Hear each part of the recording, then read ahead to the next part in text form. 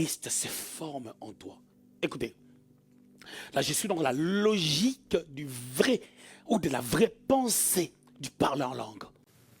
Celui qui parle en langue ne parle pas aux hommes, mais parle à Dieu, personne ne le comprend, et c'est son esprit qui libère du mystère. La problématique de l'Église est que ceux-là qui sont baptisés du Saint-Esprit ne connaissent pas le potentiel ou la valeur du parler en langue.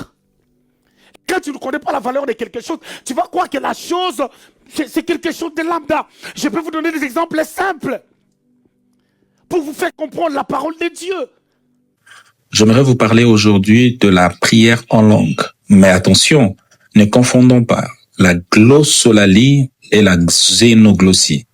Actes chapitre 2, la Bible dit « s'est mis à parler en d'autres langues et à prophétiser selon que l'Esprit le demandait de s'exprimer ». Là, ce n'est pas une langue qui édifie l'homme. C'est une langue qui cache un message. Tandis que 1 Corinthiens chapitre 14, la Bible dit « celui qui parle en langue ne parle pas aux hommes, mais à Dieu ». Personne ne le comprend et c'est en esprit qu'il dit des mystères. Et la Bible dit « celui qui parle en langue s'édifie lui-même ». Cette langue-là est exclusivement réservée aux gens pour leur édification personnelle. Si cette prière laisse l'intelligence de l'homme stérile, même l'intelligence des diables est stérile et les diables n'écoutent pas la prière en langue. Tandis que dans Actes chapitre 2, les autres les entendaient dans leur langue maternelle. La différence est que le parler en langue de 1 Corinthiens 14 édifie l'homme, mais Actes chapitre 2 édifie les autres. C'est très important de distinguer, combien même qu'il y a ce qu'on appelle les dons de langue, selon 1 Corinthiens chapitre 12, et il y a encore ce qu'on appelle le langue comme étant un signe, c'est-à-dire voici le miracle qui accompagneront ceux qui auront crié en mon nom, ils parleront de nouvelles langues. Par la grâce de Dieu, nous allons écouter l'intervention brillante de l'homme de Dieu, l'évêque Exaucé Guigui Lungu, qui va nous aider à comprendre l'importance de la prière en langue. Il y a un travail de consolidation que l'homme fait avec l'aide de Dieu. Romains chapitre 8, le verset 26.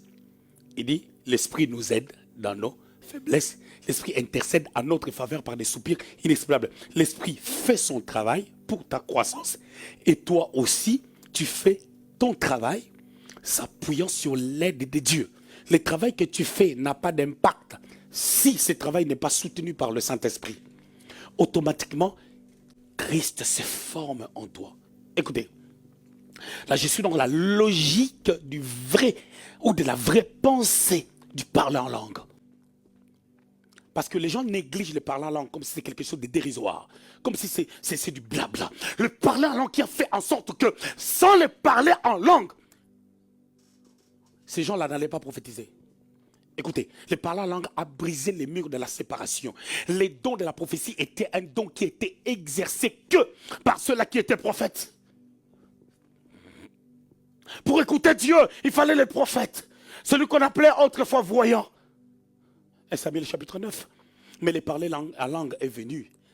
Ça a introduit tous ceux-là qui étaient dans la chambre haute. Ils étaient environ à 120. À commencer à parler en langue, à expérimenter les dons de l'esprit. C'est pas des blagues. Mais la problématique c'est quoi? C'est soit tu connais la valeur de la chose, soit tu ne connais pas la valeur de la chose. Mais la problématique de l'Église est que ceux-là qui sont baptisés du Saint-Esprit ne connaissent pas le potentiel ou la valeur du parler en langue. Quand tu ne connais pas la valeur de quelque chose, tu vas croire que la chose, c'est quelque chose de lambda. Je peux vous donner des exemples simples pour vous faire comprendre la parole de Dieu. Des fois, il faut aller par des exemples qui sont simples. Quelqu'un qui met une paire de chaussures Berluti, ça peut coûter 3800. Une autre personne va mettre la paire de Bexley. Francis va mettre Bexley, ça coûte 130 €. Ce sont des paires de chaussures. Ils vont sortir, mais les paires de chaussures n'auront pas la même durabilité. Ces paires de chaussures ne vont pas avoir la même ténacité. Ces paires de chaussures n'auront pas le même impact.